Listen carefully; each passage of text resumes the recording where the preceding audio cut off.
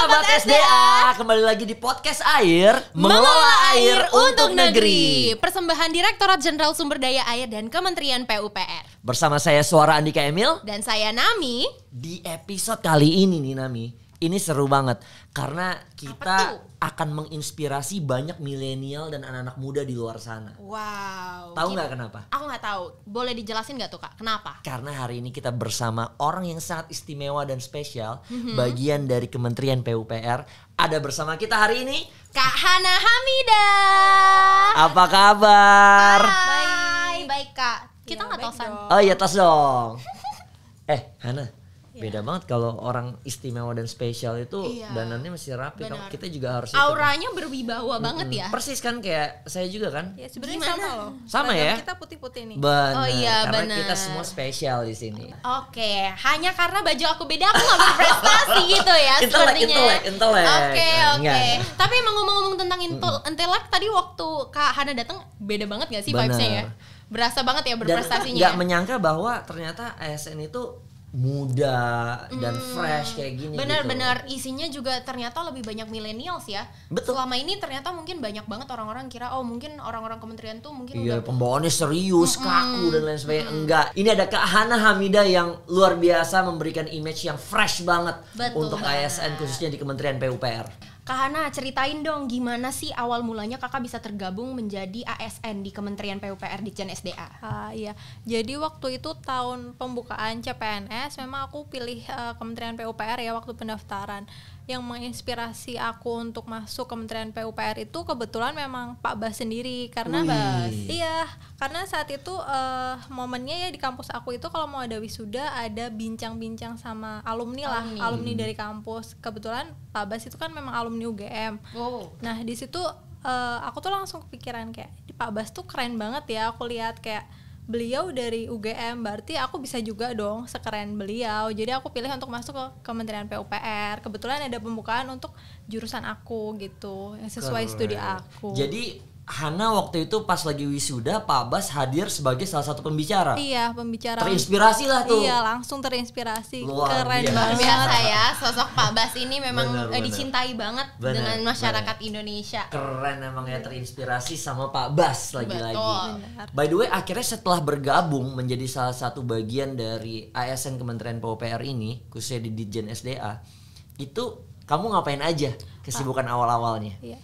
Kebetulan aku penempatannya dari awal memang di Direktorat Jenderal Sumber Daya Air di bagian hukum dan komunikasi publik, khususnya di komunikasi publik. Jadi sesuai jabatan aku sebagai Pranata Humas gitu. Jadi ya kegiatan aku seputar humas lah, kita melakukan peliputan, publikasi biar masyarakat Indonesia tuh tahu apa aja yang udah dikerjakan Direktorat Jenderal Sumber Daya Air gitu.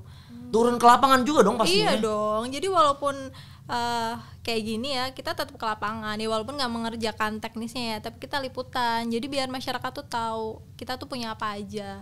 Berarti kalau ngeliput Ditjen SDA itu punya majalah ya Kak? Ada dong, ada majalah air dari Ditjen SDA. Nah kalau boleh tahu majalahnya itu dijual umum nggak sih? Nggak dijual dong, itu gratis, kalau mau boleh ambil. Oh wow. Terus? Bisa diakses juga kok di websitenya, bisa di-download, bisa dibaca. Wah iya nih, jadi harus bisa kalau mau ngeliat-liat semua proker-prokernya dari Ditjen SDA bisa langsung ke websitenya ya? Bisa, kita ada sosial media juga, ada YouTube, ada Instagram, bisa akses dari situ, dan yang mengelola dari komunikasi publik. Nah kira-kira kakak ini udah tahun keberapa sih di PUPR Ditjen SDA? Tahun keempat. Tahun keempat ya? Iya, Udah aku lama masuk juga 2019. Udah lama ya Kak?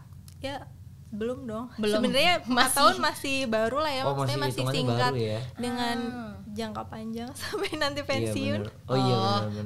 Berarti Kak Hana ini udah punya long term vision gitu loh. Luar biasa. Kepengen di PUPR jangka panjang. Iya dong.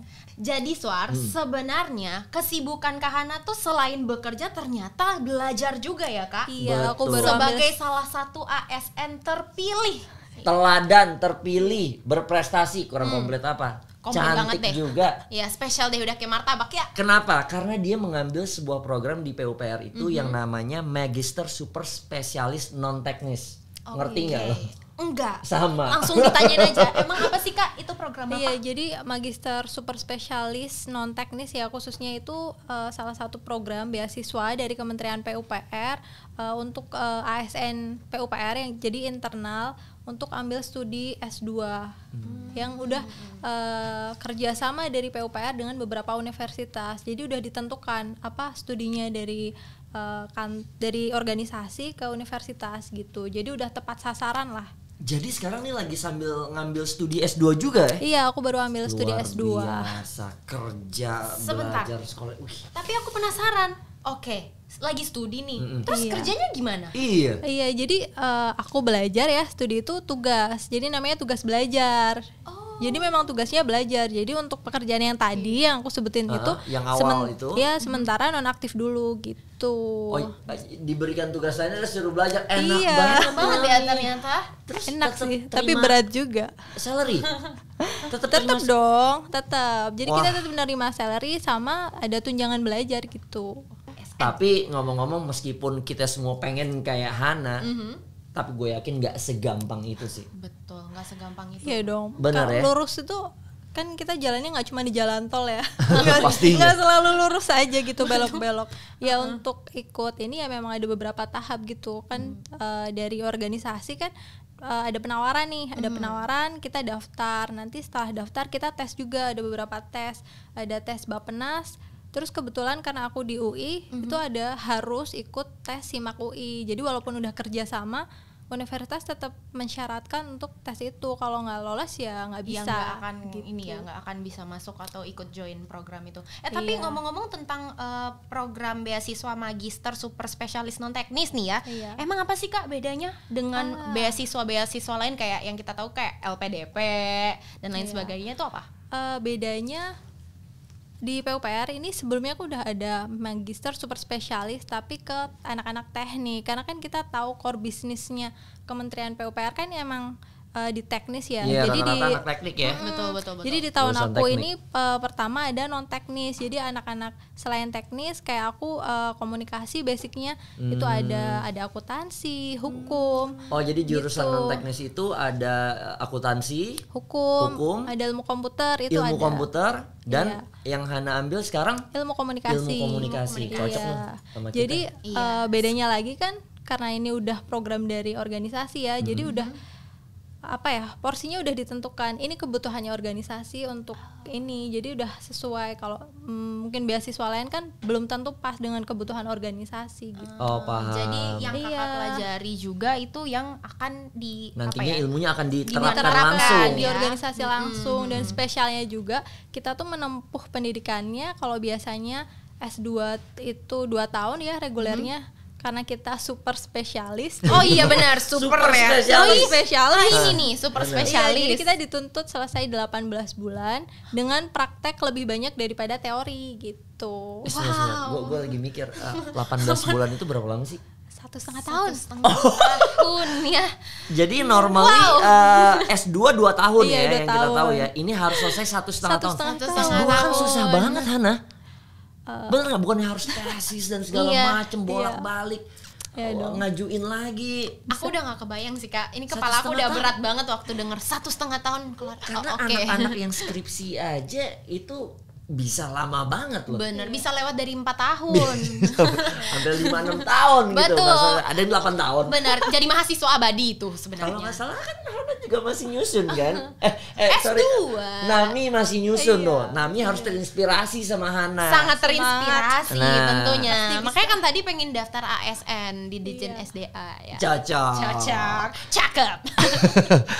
Setelah dengerin ceritanya Hana, mau dong ya Hana kasih dong semangat sama teman-teman kita sahabat SDA di luar sana, khususnya yang masih muda-muda, dia baru lagi kuliah mau lulus tapi bingung mau kemana. Siapa tahu bisa ikut jalurnya Hana. Betul. Sukses seperti Hana. Nggak ada yang tahu kan? Benar. Sikat Hana. Iya. Salah satu quotes aku itu dari teori aksi sama dengan reaksi. Jadi ketika kita mau punya hasil yang baik ya usaha kita tuh harus besar juga gitu untuk mencapai hasil itu. Yang pertama. Dan yang kedua, think big. Jangan pernah berpikir kita tuh nggak bisa karena sebenarnya kemampuan kita itu tuh lebih besar daripada apa yang kita pikirin gitu. Wah, gila ya. Luar biasa. Keren asli. Aksi sama dengan dengan reaksi. Yang Dan kedua, think big. think big ya. You become what you think. So think Bener big. banget. Wah, kalau gue taunya ini doang. Apa tuh? Kamu adalah apa yang kamu makan.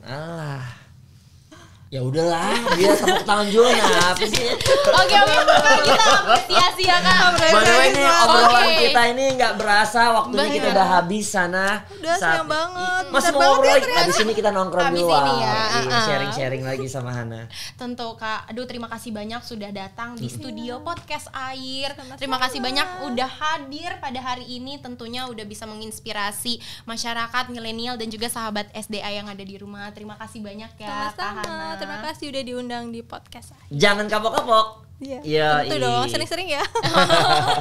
Jangan nanti nggak selesai itunya. Studinya. Programnya habis ini kita harus Iya, belajar 1,5 lagi. tahun ya. Tapi ini Tapi bisa jangan masuk lama-lama. ini angka kredit. Oh, Humas juga perlu. Oh, Mas, gitu.